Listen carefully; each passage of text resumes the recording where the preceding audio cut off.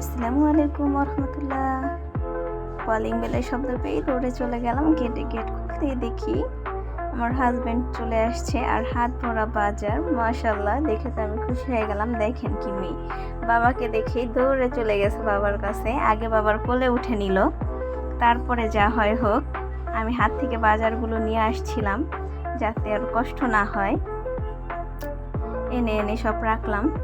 আমার চ্যানেলে নতুন হয়ে থাকলে আমার চ্যানেলটা সাবস্ক্রাইব করবেন এবং লাইক শেয়ার কমেন্ট করে আমার পাশে থাকবেন। দেখেন কি কি বাজার আনছে তা আবার আমি দেখে নিচ্ছিলাম।